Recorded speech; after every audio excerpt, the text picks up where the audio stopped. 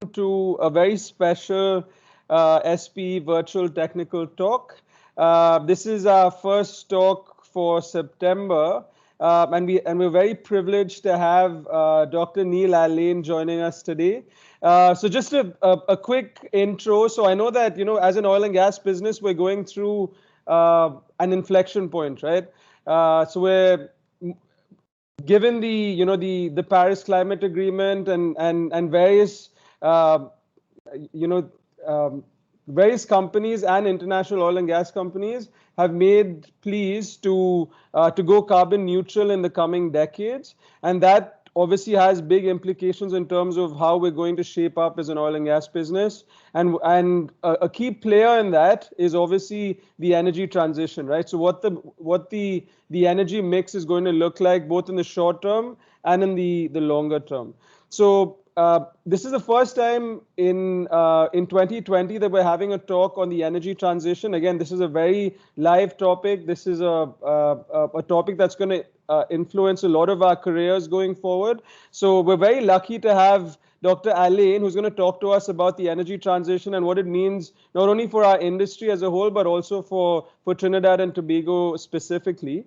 A quick introduction to Dr. Alleyne. He's a really good friend of mine. We again, before he joined, before we were classmates at the University of Texas, he had a 30-year privileged career with BP all across the world, but obviously based out of Trinidad and Tobago. And then he decided to move out of the business line and join the academia line. So he's been doing that for over 10 years now, working with UTT and doing an exceptional job working on on an array of subjects, right? So we're extremely lucky to have him today because he can bring us a perspective both from the academia side as well as the business side, and we're hoping that he can marry those two those two perspectives and give us a view on what he thinks the energy transition is going to look like for our business. So again, thank you so much for dialing in, Neal. Over to you, and looking forward to your presentation. Thank you very much, Ashwin. So let me just first share my screen. Let me share my screen here. Where is that? So I will share my screen. Let me get to sharing my screen. I think it's somewhere here. And while while we're waiting on that, Neal, so for the folks on the call, the idea is that if you want to ask questions, please go ahead and type them out in the chat box while Neal's presenting, and we'll take all of your questions in a Q&A segment at the end of the presentation. Yeah. So, and if you could please go on mute while he's speaking, we'd really appreciate that. So thank you very much. Are you seeing my screen, Ashwin? Yep, we can see it. Well, thank you very much, Ashwin, and thanks for that great introduction. I hope I can live up to your expectations. So first of all, what I'm going to talk about today is, I hope, is a conversation about opportunities and challenges in the energy industry transition. And so let's, first of all, my agenda, I hope to set somewhat of a global environment. And having done that, I will talk a little bit more of the Trinidad and Tobago environment, then talk about the energy transition itself. I will also talk about the Guyana-Suriname basin, because I think that's a very important basin, a very important area, particularly in this part of the world. And then I will talk about some challenges and opportunities, what they are and where we can find them. And also about how we can prepare for these challenges, both from education and from experience. And then, of course, as Ashwin said, we'll have a question and answer session at the end, your comments.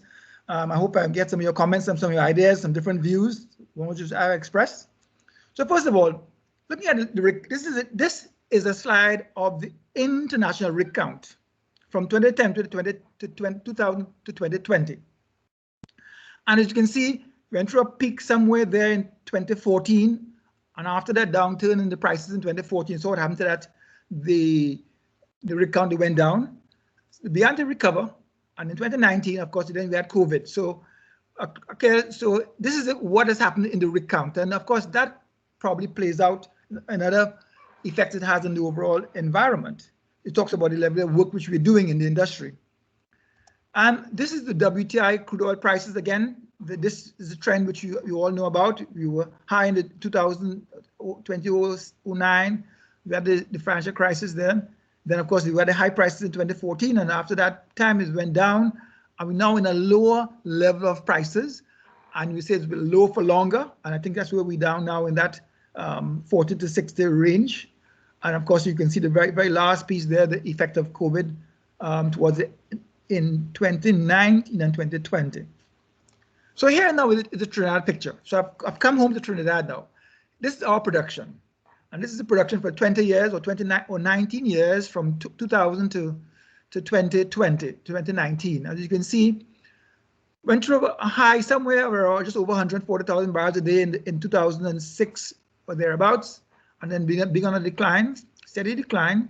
Now I have three curves there. The bottom curve is a land curve, running very flat, just at about 20,000 barrels a day, very mature basin, and doesn't decline much, but requires a lot of work to kind of maintain that level. So you can see what is happening there. The upper curve, the orange curve actually is the offshore, the marine curve. And you can see it has been falling a lot since 2006. And some of that is tied, I'm sure, to the condensate which comes from the gas fields. And I think as we moved to producing the leaner fields now, as we have already depleted the richer fields, we're seeing some effect, I think, there on the condensate production. But you can see overall now we're down to levels of production under 60,000 barrels a day. I will tell you, some of you listening to this presentation probably don't know when you were there last time. If you look back in history, just around before independence, in the late 50s, we were around these levels of production of 60,000 barrels a day. Oh, that's oil. Of course, at that time, we didn't have gas. So again, the oil, clearly a very mature basin, a very mature production, and one which we have challenges with to keep it up. And here is the gas picture. Different picture. Went through a high about 2010, just over 4 BCF a day. And now it's been declining. And of course, we know we had some challenges ever since post 2014. We had some challenges back in 2016, still trying to get out of a gas curtailment situation. But again, a gas business, higher rates, but still challenging. Okay, so here's our rig count. And of course, you'll find the rig count. This is tied, particularly in mature basin. You will find that the rig days, your rig days are an important contributor to your production. So these are rig days, and you can see what happened there. You see what is happening since 2014. It's going down, and it just shows you the level of activity in our theater at the moment. The depth drill, tighter number of rig days, but again, you can see that downward trend in the drilling. And these are a number of completions, and the completions come both from the drilling and also from workovers. And again, but look at the post 2014. Still, clearly we are at a lower level, not as low as we were in that very low period in 09 and 10, but still on this chart, probably at levels we were probably in the early part of the century, just up in 2001, 2002. All this data is available from the ministry website. I must really say that the ministry has a very good website for getting this type of information, so you can track the performance of these metrics. These are winch hours. Now, winch hours are different from the drilling hours. These are winch hours. These are working over wells. And again, you can see again highs around 2014, and since that time you fall into levels which were kind of like 2010. Much lower number of hours worked, and you can see much lower levels of winch hours, and that is tied to your completions, is tied to your production.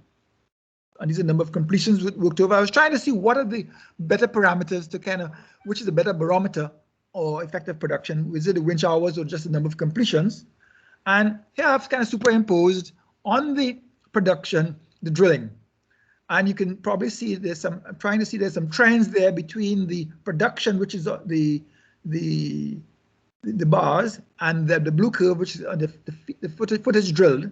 And you can see the lower level of footage probably is tied to that lower production. So clearly, one way of getting, particularly in a mature basin, of getting production up is activity. And of course, Um, and this is the same thing now down with completions.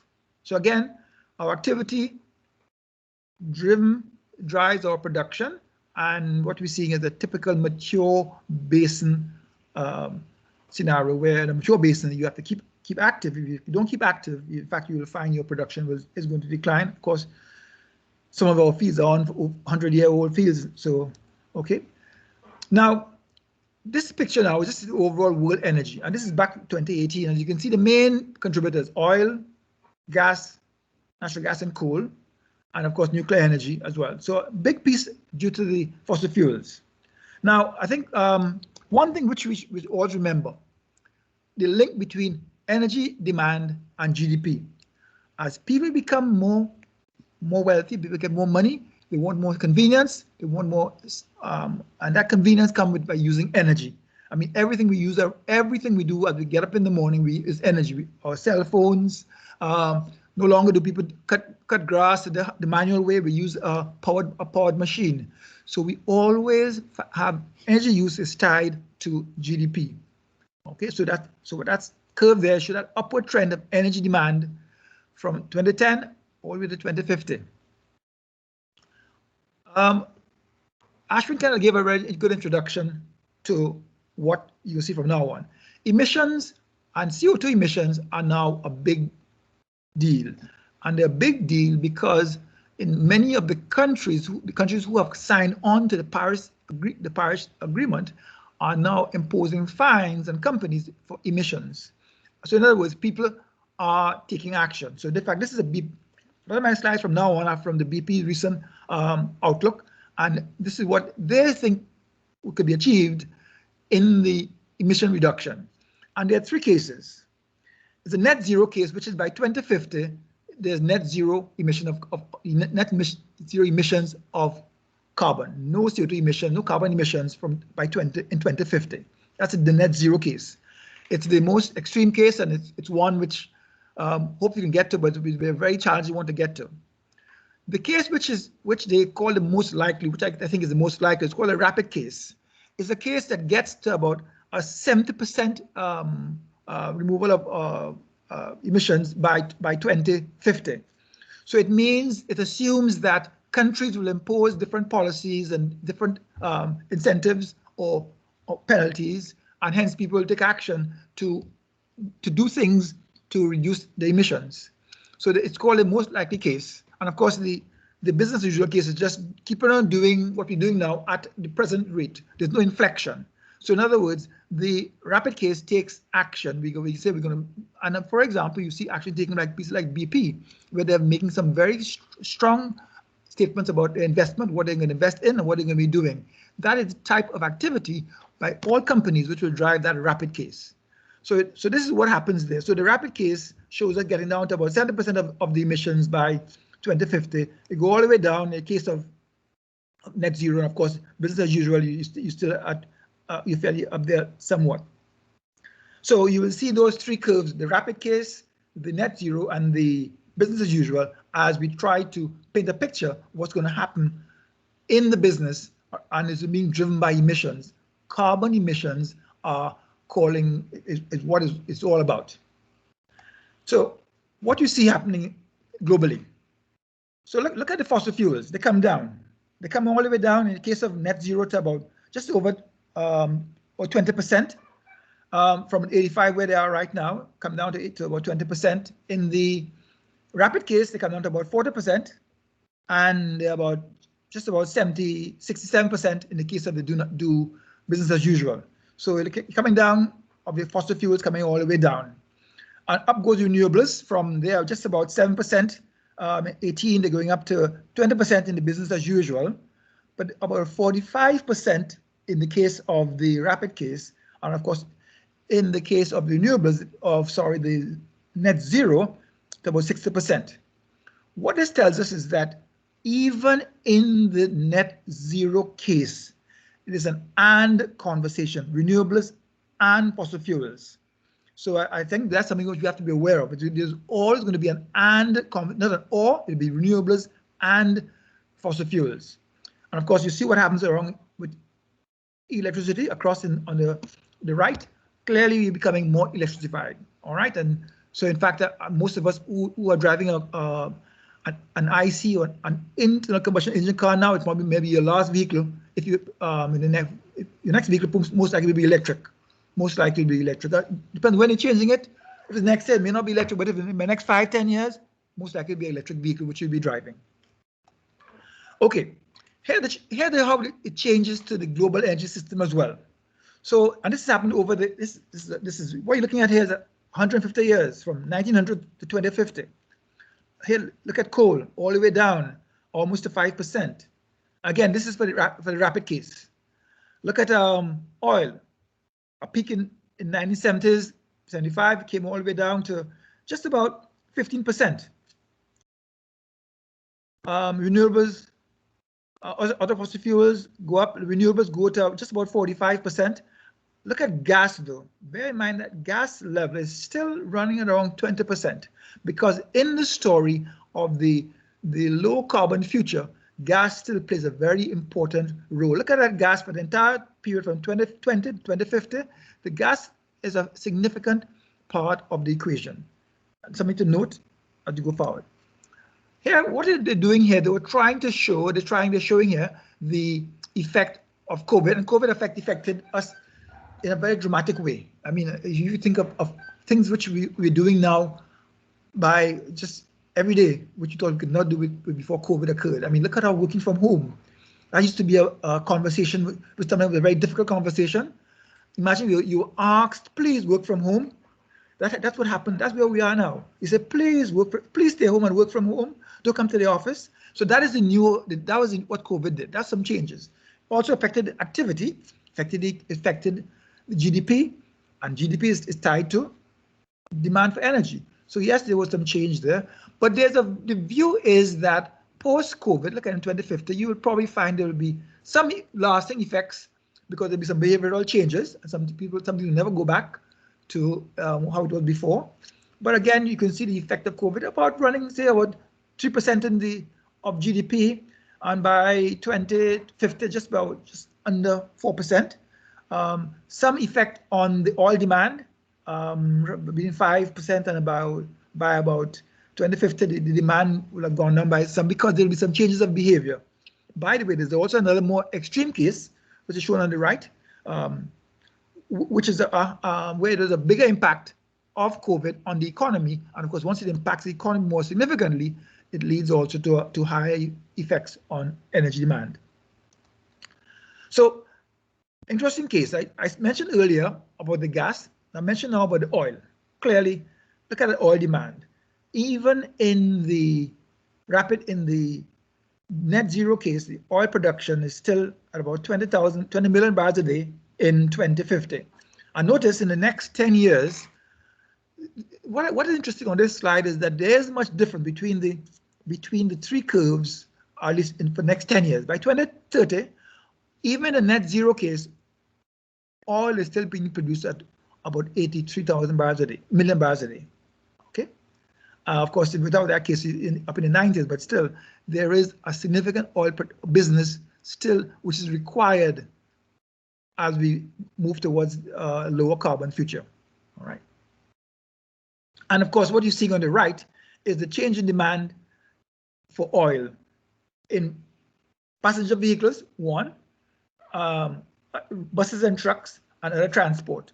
So clearly, as I'm saying, I think what you're seeing here is that at the transportation fuel, you will see oil is going to be decreased. But of course, oil is also very important in the manufacture of fibers. And a lot of that kind of manufacturing that doesn't go with any emissions. When you take oil and make it into fiber or fabric or many other products which you make with oil, those do not lead to emissions. So in fact, even in a net zero situation, you will be using oil, some of it to make things which don't require or don't result in emissions. And here's the outlook for gas. So clearly, in the rapid case, between 2020 and in fact, the gas goes through, in the rapid case, a maximum somewhere in the 2030s, 2035. So in other words, gas production is going to increase. So we have to find gas. There'll be more gas business until, of course, it goes into decline. And even so, only in the net zero case do we see gas going through a peak somewhere in 2025. So even there, there's a slight increase between now and 2025, and then it goes on to decline. So the gas business stays around, and it is here and very healthy, and of course making a big contribution even in the net zero case by 2050. That is 30 years from now. This is the role of renewable, what is in the power sector. And the message from this slide is, what are the big things? The big things are wind and solar. All right, wind and solar, very big in the power generation. You can see them in all cases. Look at what happens compared to the do nothing case, to the business as usual case, to the rapid and the net zero. In all cases, because wind and solar are the main contributors of renewable energy into the power sector. And you can see on the right there the cost of wind and solar, and compared to the cost in the 2018 price. All right, so solar is coming down, wind is coming down, not as rapidly, but solar is coming down very rapidly. And clearly, it's a wind and solar clearly are the renewable sources which are going to figure very prominently in the coming 30 years. And of course, in Trinidad, of course, we're blessed with solar, we're blessed with wind, so we probably, those two are two which in this part of the world, we also probably see good use being made of those. Of course, there are challenges with that, and even with everything, there are challenges. So even with using solar and wind, we find there are challenges as well. And of course, the share of electricity in the overall consumption, and you can see it again, we are moving to a world of high electrification. All right, in transport, in buildings, and industry. All right, and again, it's highest in the highest demand is in the net zero, but not far away from the. So even in the business as usual case, you notice that. So that is one thing which I think is clear, is that even in the business as usual case, you will find that there's a move to electricity is one of those moves which is on the way. That one is there. And the last one here is the global power generation. And the take away from these slides is look at the role of look at the big ones. The big ones are wind and solar. Not as much for gas and coal. So it's a matter of extent, but in all cases, wind and solar are moving towards to be the real big contributors in global power generation. And another very important and interesting area is coming is the use of hydrogen. Hydrogen both in power, in transport, in buildings, and in industry. Of course, the blue hydrogen is green hydrogen, and that's just simply refers to the quantity of emissions which is tied to the generation, the use of that particular form of hydrogen. But again, hydrogen, again, another area where we as engineers need to be paying attention. It's a big area, and it's where a lot of companies are putting some of their efforts. Okay, so what are the challenges and opportunities just from what we have seen right there? So clearly, we will have a challenge in meeting the energy demand. Is that demand has to be met. We also have to do that at the same time. We have to reduce emissions, and we have to remain, as companies, we have to remain profitable. With those three challenges, we have two opportunities. First, we have to develop gas opportunities, define and develop gas, because I showed the peak gas is somewhere in the 2030s, 2035. So that's something we have to do. We will still have to produce our oil and do it profitably and reduce the emissions.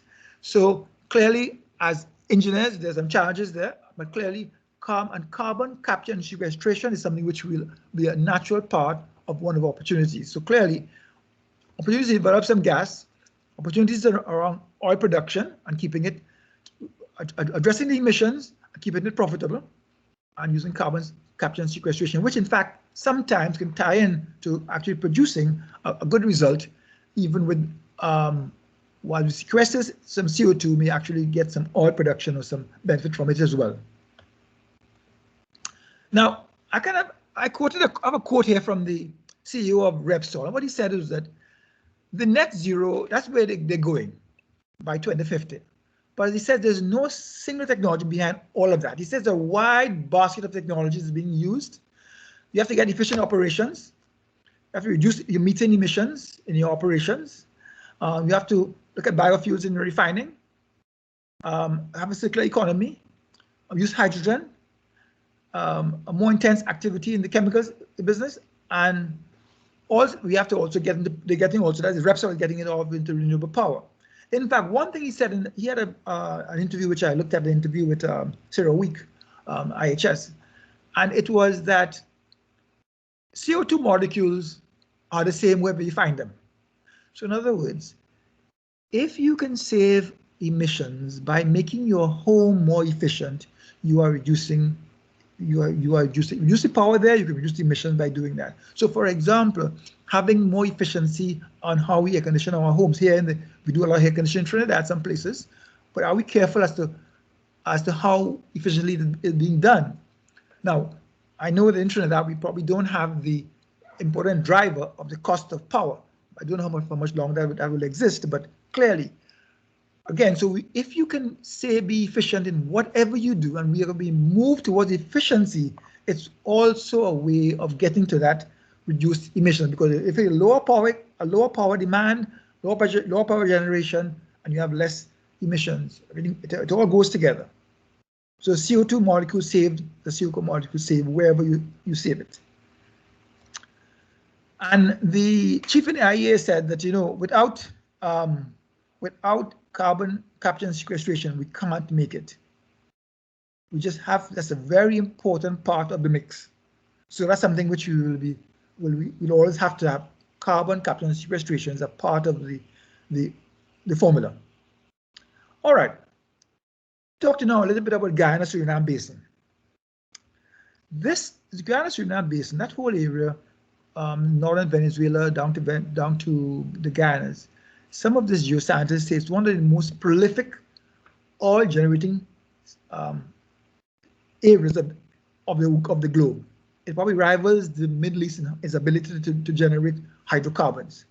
And I think the successes which you've been seeing in Guyana those successes bear this out. All right. So what you see here is on the slide, you can see Starbuck block and the Kaitu block. The Guyana blocks are shown in dark blue, and you can see a number of discoveries in the Guyana side. And more recently, both in the block shown here 59 and 42, but also the block below it, which is block 58, which you see in the next slide, discoveries on the Suriname side. All right, and in Guyana, they just have had the 18 discovery in September. They have announced 18 discovery, 18 wells in the Starbuck block. Well over 8 billion barrels of oil equivalent in that block. That's what they've discovered so far. A huge business is coming out in that place. A huge business. All right. On this is the Suriname side. They've had discoveries. Apache has some discoveries in block 58. On the other side, from the Starbuck side, again, you've seen some more drilling going on here. People are showing interest in the area. See, Shell just got some interest in Cosmos. And clearly, that is a place to watch. This is going to be a large oil-producing theater. All right. You have in that basin 8 billion barrels equivalent and counting in reserves. All right, in reserves, things which can be produced. And you're looking at production rates which can exceed 750,000 barrels a day. That is a large production level. For those of you who have ever seen our peak in Trinidad was somewhere around 240 back in 1978 and didn't last very long. This rate is assumed to be hold for a number of years, so for 10, 20 years at this rates. A very huge theater, also with a potential for a large natural gas business. This is one area which we as professionals need to be aware of and plan or see what we can do to be part of this very important basin. This is going to be a very important place, oil producing area for time to come. And because they probably have benefit of higher production rates, they probably have lower production costs, and hence will be online for a long time. A major oil and gas producing center is coming up on our doorstep. Let's be aware of it, and let's make sure we to see what we can do to be a part of it. It couldn't be closer. And Apache, of course, in the block 58, I did some more work. So remember that block 58, just across the divider from the. Let me just go back and show you where that is. So it's right here, across the line from the Starbucks block. All right. So I'm not geologist. I'm not saying it's the same trend, but I'm saying clearly they're getting some very good results on the Suriname side. And of course, you know this all started in French Guiana and Cayenne when Tolo drilled that well, which was which proved the mirror technique across, comparing what happened in West Africa to what's happening on this side of the Atlantic. Okay, so clearly, I think this area has the potential to be a very large producing area. I want to talk about another interesting area. I hope you have been seeing it in the JPT. It's data science. It's, you know, like we talk in terms of, we have these superfoods. They say breadfruit is no superfood, or is avocado. They're all superfoods, which are great foods, which are great for everything. Data science is probably the new super technology. It's in demand in all industries. I mean, you've seen it being used in elections. They're using it in geoscience. They're using it throughout the business. It's all about big data, and it's an essential skill for engineers. So all engineers should say, listen, if I'm not there, and again, an essential skill is look at it in the same way as you look at the ideal diet. It's certain vegetables and fruits and vegetables is ideal. If you are an ideal skill set as an engineer, should include skills in data science. If you don't have them as yet, of course, you can always go and get them. All right, very important that you get into data science. It will be a requirement. It is a must for engineers going forward. So please, data science, keep your eye on that one. And why is that so? This is a slide from Set Connect. These are people who actually do training do work in the area of data science, and they said that they believe that there'll be about 3 million jobs in this area for business analysts and data science jobs coming, but it's not done by many college students. People in university don't do a lot of data science. It's something very new. It hasn't been as strong in academia as it ought to have been. All right, and emerging over the next year, there'll be jobs in data science and analysis, robotics, process automation, human-centered design, and compliance. So all of these are areas which are going to be driven by data science, an area which I really think you should always pay note of and build skills in that area. And I've shown a very small chart here showing the different levels of kind of how the science, the technology kind of builds. A foundation on the basic programming languages, MATLAB or Python. Then you have business statistics and predictive modeling, data management. That's the kind of foundation. Then the next level up is application of those things to quantitative decision models or machine learning models or business forecasting or technical and social media analytics. That's the social media things, Cambridge Analytica et al., for example. And so that's the application. Then beyond that is specializations. So these are the levels in the science. So again, get in there and build your foundation, get your application, and get your specialization. Clearly, is an area, very rich area for exploration by engineers. Please build that area. So now things have been tough. Things have been very tough. And I say that because we know how difficult to get jobs. Some of you have jobs, some of you don't have jobs. You may be between jobs. Okay. So again, when you're approaching a tough job market, my first thing is look in the preferred places. I know you're gonna look let's look where I prefer to work. Having looked there, please look elsewhere. All jobs don't have to be in exactly where your technical ability prepared you for.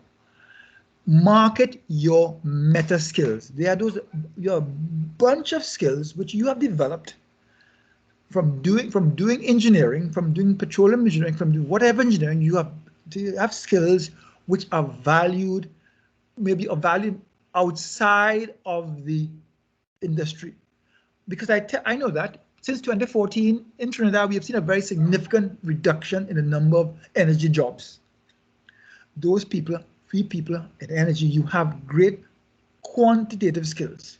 You'll be surprised to know how in demand those skills are outside of this industry.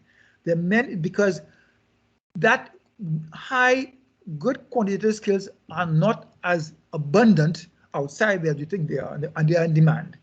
Also, having worked in the industry, having gone through petroleum engineering degree, you have very good analytical skills. You have been able to do a project from which you had given no data, so you could do research, learn about a project, and then do a design and implement it. You have done that, so you have honed your analytical skills. Be aware of those. All right, you have honed your problem-solving ability and your critical thinking. Those are 4 skills which engineers would have developed. You would have developed it en passant, by the way, as you did your technical work, but they are underlying meta skills which you can draw on and use in other areas outside the industry. All right, so you look elsewhere, and as you look elsewhere and you market your meta skills, remember those meta skills, your organizing ability, your ability to do research, quantifying stuff. And I think those are very important skills which you need to be aware of as you market yourself and look in other industries, look outside. I know we prefer to work. If you don't get in those jobs there, look other places and market those skills. Your degree is a lot more than simply its narrow technical area of which you developed. And I want to talk to you about, let's talk about building the next skill set, the new skill set. And Ashwin mentioned I'm in academia, and in academia, in fact, at UTT, I will tell you about something which we are doing about helping people build that skill set for the transition.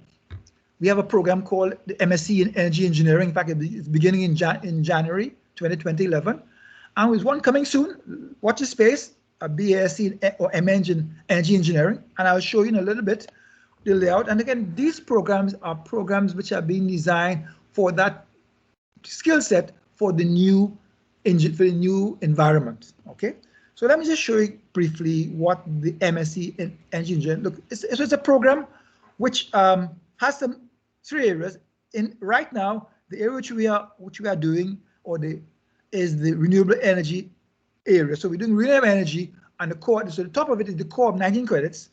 And in those 19 credits, you're looking at energy implementation, policy implementation, some carbon capture and sequestration, fluid mechanics, renewable energy systems, some numerical methods, and of course, engineering data analysis. So that's your data science right there. So in other words, that core of energy policy, some carbon capture and sequestration, fluid mechanics, some numerical methods, and your data science.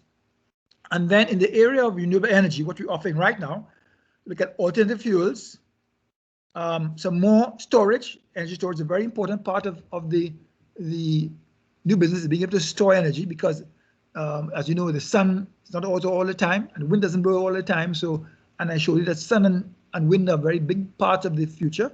So being able to store energy will be a very important aspect of going forward.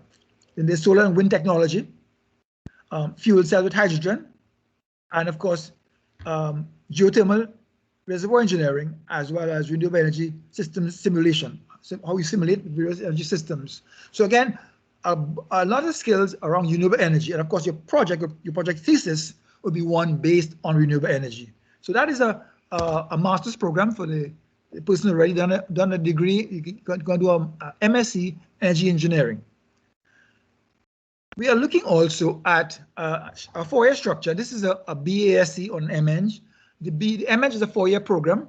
It's built with the same first 3 years as the BASc, and the 4th year actually gives more advanced work, is more research, and actually the MNG. The good thing about an MNG is, in terms of accreditation, is accredited. It meets all the academic requirements for chartered engineer accreditation. Registration for chartered engineer registration. Whereas the BAS and the BSCs actually are partially meet the requirement. They have to be topped up. There's no need to top up the MNG. What I want to show you here is that this program is how in the red, on the slide, the couple colors. The black are existing courses in our petroleum program, but the green text are showing those courses. You see one here in year one, are courses where we are going to be modifying the current content to meet the new future. In fact, that new future, in the case of this case, we did data science in year one, as well as you can see in the red now, the brand new courses. So the other green one here is new and emerging technology. That's a course which is within our petroleum program, but it will actually now be tailored in the energy engineering program only to renewables. All right. And then, of course, in year three, both the production course, which is a service production course now, but in this case, it will be emphasizing emissions and natural gas handling. So a different slant to what would have preferred be done in a petroleum course, where now you're looking at emissions, because that's a very important part of going forward. And of course, the project at the bottom are done on renewable energy projects. The red are those new courses being carbon management, which is all about managing the carbon credits and how you manage your emissions. That's a new skill which has to be built. Then there's, of course, data management. You will notice that there are 4 data management courses: one in year 1, one in year 2, one in year 3, data management, and one in year, and of course one in year 4. So yes, data management in each year is a data management course. All right, and of course in year 3, power generation, and of course you have storage. Also have a course in the technical economic aspects of energy systems. So clearly this entire program designed to prepare people for at the degree level now for that new transition. So again, coming soon, something we're working on. Hopefully we'll get it up and running by the next academic year or so. Okay, so thank you. So clearly, we also in academia are doing things to meet that the new we are working with, and we're doing things to provide the skills to help people get to that place where they need to get to. All right, so with that, I will stop there. Ashwin, that's it for me. I want to kind of leave some time for some questions. So that's it. Thank you very much, Ashwin. So I'm willing to get some comments and questions at this point. Awesome. Thank you so much for that amazing presentation, Neal. We really do appreciate it. So opening the floor up to questions, there's one that was on the chat by Godfrey Ransom, and he mentioned, so his question was, please comment on increased mineral production needed for clean energy transition. So Godfrey, are you on the line? Would you mind elaborating on that question a little further, please? Oh yes, thank you so much. You see, the mining sector plays an important role now in this clean energy transition. And when you speak of mining, we talk about production, development, and what are the carbon footprints? There would be carbon footprints, and how would this impact, in fact, on this drive for clean energy transition? In fact, Godfrey, great point. Godfrey made a very great point there. In fact, because I think what he's referring to is, in fact, you find a lot of the new technologies, especially solar, require a lot of minerals, a lot of rare minerals. And in fact, there are a lot of mining. So you're right, Godfrey. And that has to be a balance. So that has to be taken into consideration as getting to net zero. In other words, you have to actually extract a lot of these new materials lithium and these other materials for making products about your solar cells and things for that industry, as well as what another challenge which is being observed right now is in the wind area. We're finding that the disposing of some of the old wind turbines that's now becoming a challenge as well. So we won't be without challenges. So Godfrey, I understand we would not be without challenges. So yes, that's something that has to be taken into consideration as well. So you open one door, and of course something else has to address as well. But good point, Godfrey. That's something clearly which we have to keep our eyes on as well. Good point, Godfrey. And long time I'm good for me. Welcome, Godfrey. I'm good for you for a long time. Thank you. Well done, Neal. Super. Awesome. So before I jump into, thank you so much for that, Godfrey. So before I jump into Stephen's question, I guess before we jump into the question on which courses to take and how that is going to pan out from an academic perspective, I'd like to ask you a question on the business perspective, right? So Neal, based on your experience, how prepared do you think Trinidad is to meet the needs of the new energy transition, right? There's a lot of, again, given that we're we're a major player in the gas market, and gas is good for the energy transition. But in terms of from a strategic perspective, making sure that we're aligned on a lot of these needs, that how do you think Trinidad fits in, and how do you think the skills that folks have in country, because a majority of the workforce in the oil and gas business has picked up a certain type of skill to run the fields that we have in country, right? And obviously these skills are going to evolve in the short to medium term and a lot faster than people would have expected before. How do you think we're set up in Trinidad to meet the energy transition? Well, I would say we have some good things and some things we have to work on. A lot of it will be behaviors. I would think that there's some. Now we also have a few bad behaviors which have come about. We have been spoiled on cheap power. All right. And that has given us certain bad behaviors. For example, in some parts of the world, you leave a room, you turn off the lights. In Trinidad and Tobago, we don't do that as a rule, even in our homes. If you go to some countries, people have a much better behavior around the use of energy and energy efficiency. It's one of the first, it's an easy win for us. And I think, we have been struggling, for example, in wearing masks for COVID, but I think we'll get there. So a lot of it is behavioral, and we can get to that one around efficiency. As a terms of the cadre of engineers, the SPE is into always keeping your skills sharp. So clearly, I think as engineers, we really have to ensure that we've been trained on the fossil fuels, and we really need to really go up our skills, take our time and go and up our skills in the new areas. And we can all do it, and I think that's very important. That's one.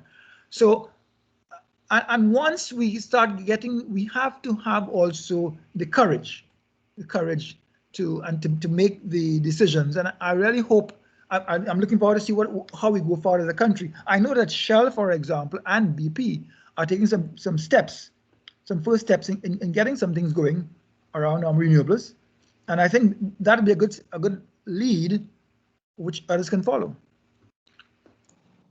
Super. Thank you so much for that, Neal. Awesome. So Stephen wants to know, so he's thinking about bolstering his future career, and he wants to get your opinion. And in that, if you're in his position, would you choose between a diploma in data science or in renewables? Would I choose between them? Stephen, is that your question, or between. What? Would you like to elaborate a little more? Yes. Hi, good afternoon, everyone. Hi, Ms. Alleyne. Long time no see or talk. Yes, Stephen. I'm just curious because there are a lot of degrees out right now, focusing on data science and some focusing on renewables, as this is the future of our industry. Even yes. in UTC, that's what you guys are focusing on as well. So if I had to, coming from a petroleum engineering background, a subsurface background, do you think data science is the future for someone like me, or to go transition completely into renewables? Well, I think you'd have to chew and walk and chew gum together, Steve. You have to do both of them. In other words, so think about it, right? Data science is would be important for any engineer, all right? Now, the thing is, if you went to data science, you probably are opening yourself to some different opportunities. You probably are broader, but you're different opportunities. In renewables, you have some. So in other words, if you think of where I always say, go with your passion and do it well, and you will never want for money. So if you have a passion in the energy area, of course do some data science. But even if you do renewable energy, please make sure to do data science. Do not build your data science skills. Now renewable energy, there's solar, there's wind. What are you thinking of in particular? I wasn't really looking at a particular focus, but I've been exploring what postgrad diplomas out there, and Yes. they're generalized to geothermal, wind, and solar. So you probably do an elective in each. And do one which has some courses in the data science, because what that data science course you get to practice in applying data science in the area, because what you want to come out of the renewable energy skill with the ability to apply data science within that area. So look for a renewable energy course which has some good data science electives or options, and I'll go that way. Okay, thanks very much, Mr. Alleyne. I appreciate No problem, it. sir. Awesome. Indeed. So I think like you mentioned, Neal, I think data science it's more of an enabler to everything we do, right? So I guess that what you're saying is that irrespective of which industry or which skill set we choose to pursue, one of the key enablers for us doing it more efficiently is going to be data science. So again, it's a plea from us that, again, that's a key skill set that we all are going to require going forward, right? So thank you for that. We have a couple of minutes left. So I see one other question that's come up from, I have it listed as J Toppy. Are you online to ask your question so it's easier in order for us to save some time? Good evening, everyone. Good evening, Dr. Alleyne. Long time as well, man. Jamal here from business class. Hi, Jamal. Hey. Right. So I was just asking further to the business aspect that was referenced earlier on. I think that was you, Ashwin. I know that our budget and several other oil producing nations' budgets are pegged against the oil price, which we have seen taking a hit over the past few years. Of course, there was a lot of there is then a lot of talk, that oil will be phased out. And based on what you have said here, Dr. Alleyne, there will still be a significant demand for oil in the coming years, even on the backdrop of transitioning significantly into renewable energy. Given that, and in the context of the business as usual approach, as well as the rapid approach and the net zero approach, where do you see oil prices sitting at over the next few years in that context? Well, sir, Jamal, I will never try to predict oil prices, all right? First of all, I won't try to predict oil prices, but I think you are right. So, but a lot of the pundits say that we'll be low for long. I think the band of prices, which most of the pundits say, listen, from what they see, the oil prices will stay in the band in which they're in for the long haul. We wouldn't be the one the pundits seem to say they don't be seeing any large upticks in prices of oil. Now, I should tell you one thing. Yes, there's an oil and renewable future, but it's going to go down. So you will find that as that happens, the lower cost areas will take precedent over the higher cost areas. So people go offline who are with the higher cost. For example, this is why I see shale right now in some areas is getting challenged because of the prices. So yes, you will have to find the more efficient cost producing areas will be the one which will get the market. But again, prices is going to stay around in the band where they are right now. That's the prediction for most people who look at the prices. Awesome. Thank you for that, Jamal. Awesome. So I know we're a bit over, so we're just going to take maybe one last question before we sign out today. for Dr. Alleyne? If not, again, we'll just to give everybody a heads up that the presentation and the whole virtual talk's been recorded today, and it's going to be posted on all our social platforms. So again, just before we sign off, so I know I say this during all our meetings, but Neal, what we normally do is give you a plaque with an SPE logo on it, and thank you so much for talking to us today. But unfortunately, we'd have to move that to another time. But again, thank you so much for taking the time to speak with us and enlightening the SP community in Trinidad. We really do appreciate it. And thanks everybody for dialing in today. Please remember that we have a distinguished lecture talk which is coming up in a few weeks, and an invite will be going out for that soon. So again, thank you so much, and take care everybody, and have a good night. Thank you very much, Ashwin. Thanks for those who listening, and thanks for the questions. Thank you so much. Take care. Bye, Neal. Bye, everybody. Thanks.